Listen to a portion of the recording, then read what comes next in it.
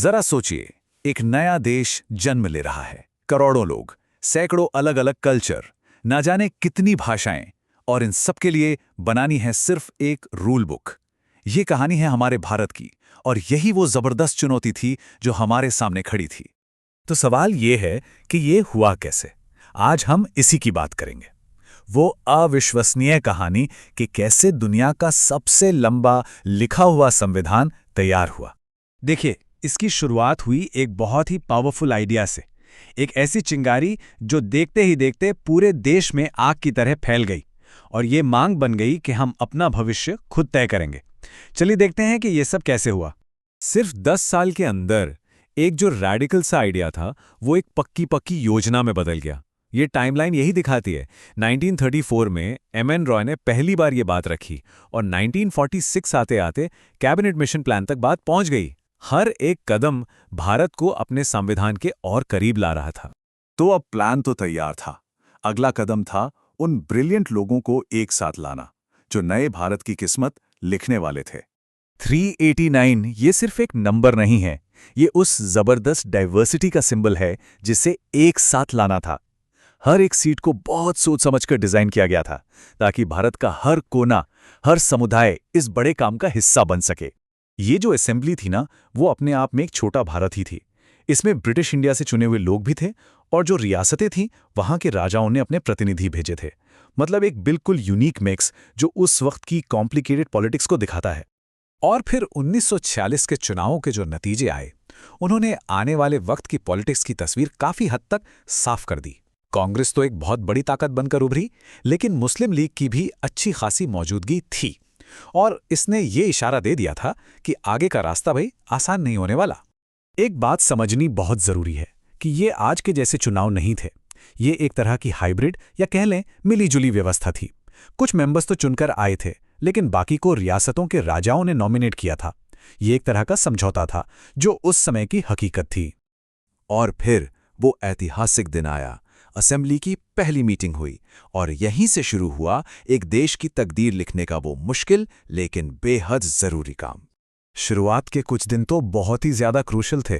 सबसे पहले लीडरशिप तय हुई, और फिर जवाहरलाल नेहरू ने वो ऐतिहासिक ऑब्जेक्टिव्स रेजोल्यूशन पेश किया। ये एक ऐसा दस्तावेज था जो आने वाले भारत का एक सपना था, एक विजन था। ये जो शब्द है ना, ये सिर्फ शब्द नहीं थे, ये एक वादा था। न्याय का, बराबरी का और आज़ादी का वादा। यही ऑब्जेक्टिव्स रेजोल्यूशन हमारे संविधान की आत्मा बना, और इसकी गूंज आज भी हमें प्रियम्बल में सुनाई देती है। 1947 का जो इंडियन इंडिपेंडेंस एक्ट आया, वो एक बड़ा टर्निंग पॉइंट था। इसने इस असेंबली को एक सॉवरन बॉडी बना दिया। मतलब ये कि अब ये किसी भी बाहरी ताकत के कंट्रोल से आज़ाद थी। यहां तक कि ब्रिटिश पार्लियामेंट भी अब दखल नहीं दे सकती थी। भारत अपने कानून खुद बना सकता था। पार्टीशन ने सिर्फ देश का नक्शा ही नहीं बदला, उसने कॉन्स्टिट्यूएंट असेंबली का चेहरा भी बदल दिया। पाकिस्तान बनने के साथ ही मेंबर्स की संख्या 389 से घटकर 299 रह गई।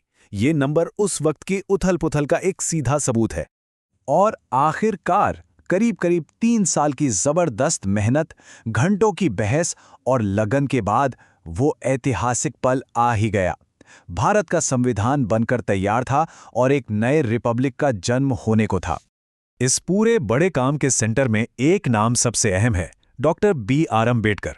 ड्राफ्टिंग कमेटी के चेयरमैन के तौर पर उन्होंने अपनी कानूनी समझ और दूर की सोच से इस पूरे मुश्किल प्रोसेस को एक दिशा दी, और इसीलिए उन्हें सही मायनों में भारतीय संविधान का चीफ आर्किटेक्ट कहा जाता है। सोचिए, इस एक दस्तावेज को बनाने में कितनी मेहनत लगी होगी। पूरा समय लगा 2 साल, 11 महीने और 18 दिन। खर्चा आया लगभग 64 लाख रुपए, जो उस जमाने में बहुत बड़ी रकम थी। और इसके लिए दुनिया के करीब 60 देशों के संविधानों को पढ़ा गया। सच में ये बहुत ही बड़ा काम था। अब यहाँ 2 तारीखें हैं जो बहुत जरूरी हैं। पहली, 26 नवंबर 1949। ये वो दिन है जब संविधान को एडॉप्ट किया गया, मतलब अपना लिया गया। और दूसरी, 26 जनवरी 1950, जब इसे पूरी तरह से एनफोर्स किया गया, यानी लागू किया गया। तो सवाल उठता है कि ये 2 महीने का इंतजार क्यों किया गया? वो इसलिए क्योंकि 26 जनवरी की तारीख अपने आप में बहुत खास थी। ये एक तरह से 1930 के उसी दिन को एक सम्मान देना था जब इंडियन नेशनल कांग्रेस ने पहली बार पूर्ण स्वराज यानी पूरी आज़ादी का ऐलान किया था।